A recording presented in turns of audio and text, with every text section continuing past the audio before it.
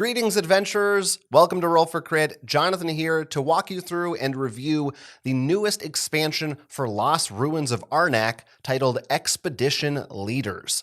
Lost Ruins of Arnak is a game from Czech Games Edition. It's a hybrid worker placement deck building game for 1 to 4 players in which you are exploring an ancient jungle trying to find history of lost civilizations, collecting all kinds of resources as you go. Of course, you are going to be collecting items as well as artifacts to add to your collection. Then you are going to be placing your little archaeologist figures onto various spots on the board, sometimes discovering new spots. And then alongside that, you've got the research track over here, which you'll be progressively moving up and getting bonus rewards as well as more points for the end of the game. We did a full review of Lost Ruins of Arnak when it came out last year, or a year and a half ago or so. So if you want to get a full scoop on exactly how the base game works and what the rules are, go check that out. I'm just here to talk about the Expedition Leaders expansion and what that adds to the game. What I'm showing on the camera here right now is not really a full setup. There would be more tokens and things out in the full game, but I'm going to be flipping this board around. So just to make it easier on myself, I've just got kind of what I need to explain the new stuff in this box to you set up right now. So forgive me for that. The biggest thing that comes in this box, there's a clue in the title, Expedition Leaders. In the original Lost Ruins of Arnak, everybody just had the same boring, basic starting board with the same starting hand of 4 cards. Everyone was the same. No one had any individual powers or abilities or anything like that. This box includes 6 brand new expedition leaders, each with their own unique cards and abilities that you can now play as. Even though there are 6 leaders in there, 6 new characters, the game still maxes out at 4 players, but there are more options. And this is by far the biggest change in this set. You know, there are new cards, there's new tiles, and there's new guardian beasts that come out and everything like that. But really the big deal here is these new characters. So I'll walk you through all of them a little bit. They start from the very simple basic right here, which is these boards, by the way, unfold. Ooh, they've got a nice picture on the back, and then they have your actual functional side on the front. The captain here gets a 3rd archaeologist to work with. Who doesn't want that? He gets a 3rd worker that he can place. He's also got a special spot down here that only he can place his guy onto, which allows him to use one of the face-up assistants in the assistance pile without having to pay for it or anything like that. He just gets to use its ability one time. But he has 3 workers essentially to place. In a worker placement game, it doesn't get much better than having an extra worker, but that's just kind of the basic one. Everybody else has slightly more complicated powers as they go. Next, we'll look at the Explorer. The Explorer is sort of the opposite of the Captain, whereas the Captain gets an extra worker. The Explorer only has 1. They do not get both of their workers, but what they do have are snacks. That's right, they have snack tokens. They'll start the game with 2 of these, and then later, around 3, they will get a 3rd.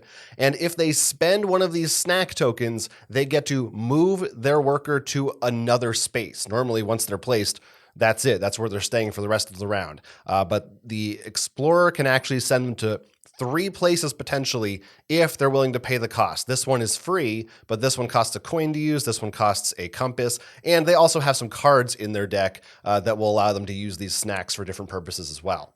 Here we have the Falconer, who comes complete with her very own pet eagle.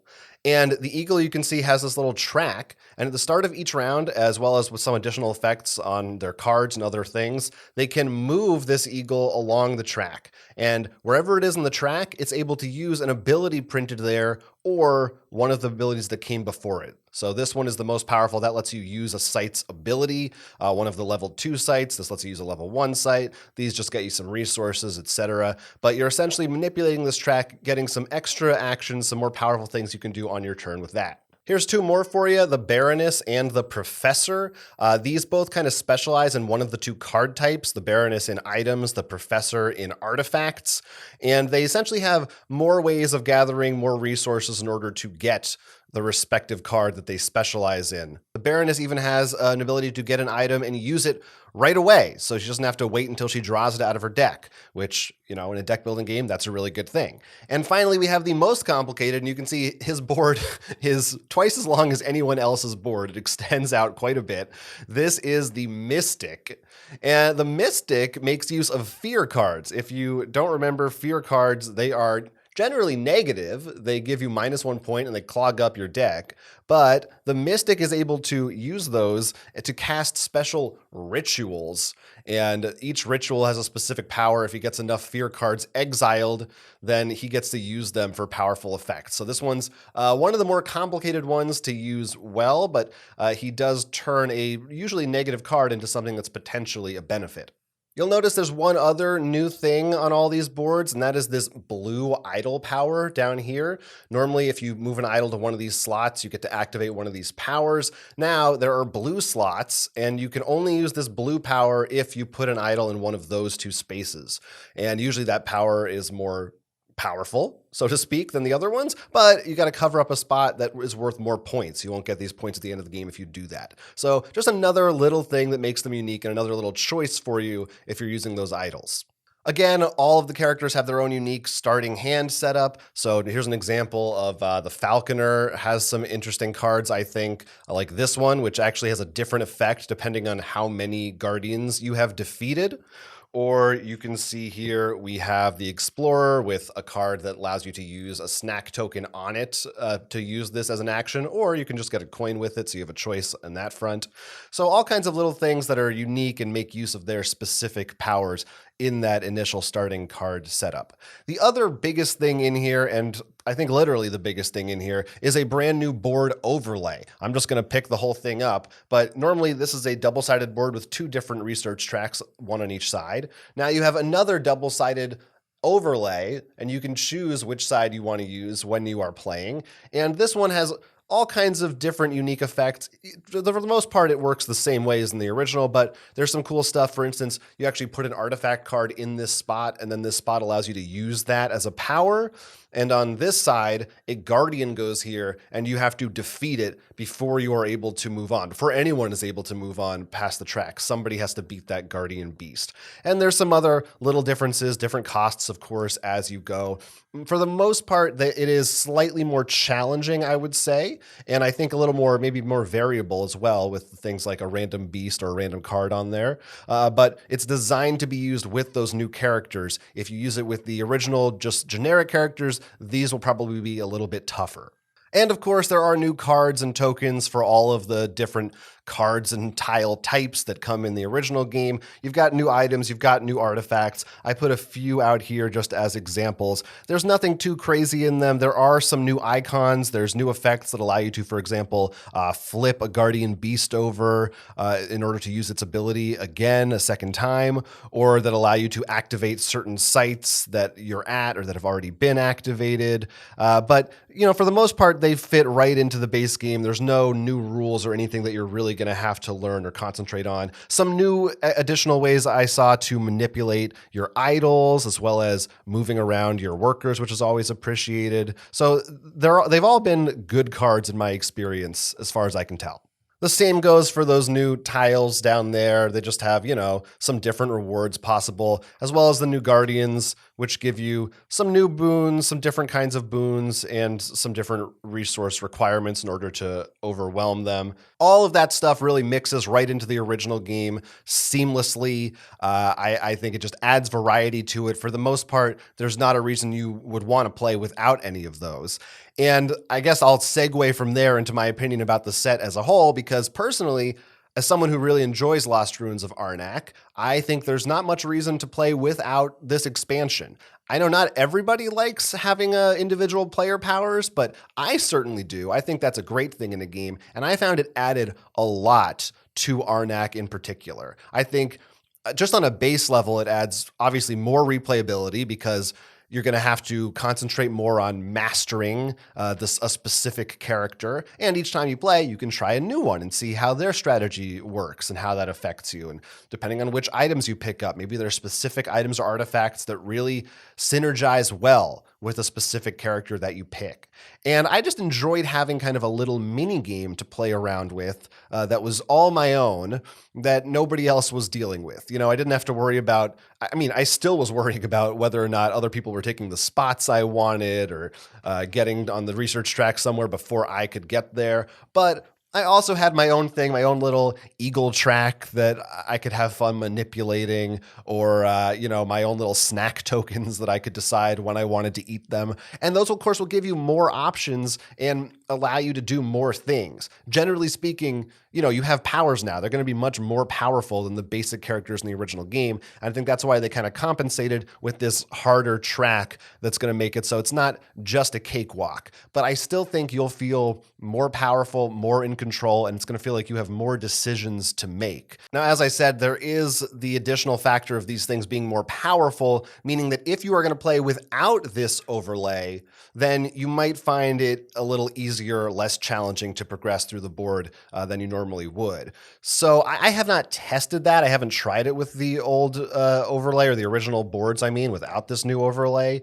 But that could be something that in some ways almost maybe diminishes from your replay value. I wish maybe there was some way to, I don't know, maybe they'll come out with stickers or house rules you can use just to make these a little bit harder to progress up on, because I do think it's a shame. I would love to have now the option of 4 different boards and have them all equally balanced with these new characters, because for me, I just found it a lot more fun. I wouldn't really want to go back to those old characters. And this is an expansion that doesn't add too much in terms of rules.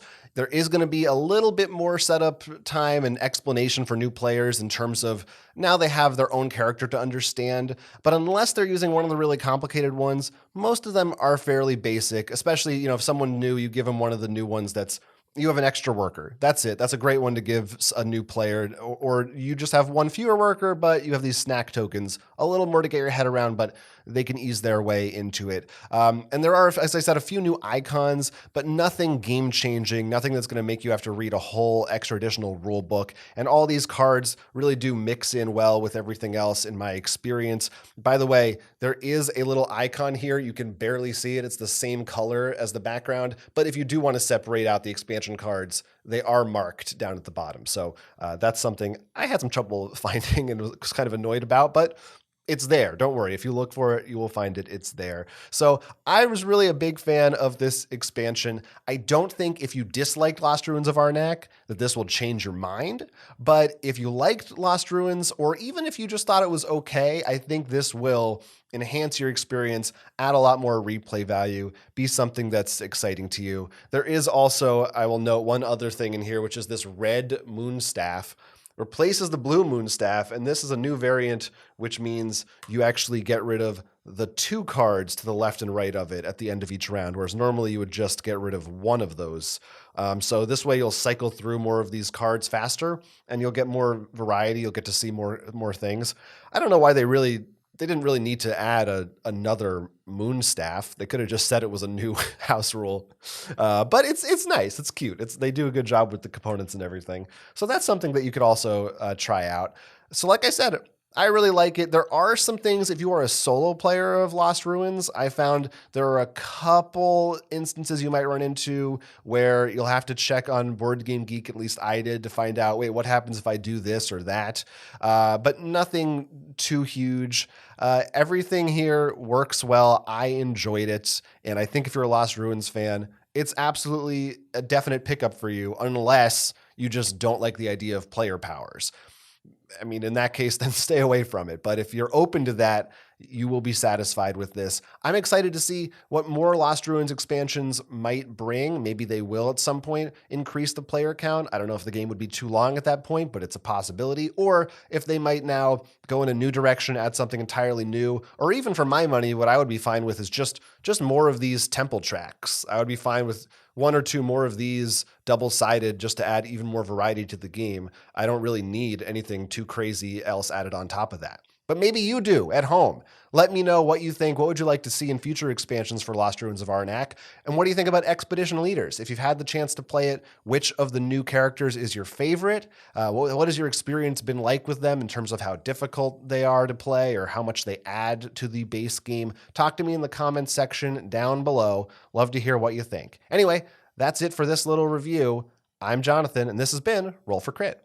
Do us a favor, like this video, subscribe to our channel, or if you really like us, you can support us on Patreon. Become a high roller today for exclusive bonus content. We also have a podcast now. You can check that out at rollforcrit.com/podcast. Weekly episodes with special guests you definitely want to listen to.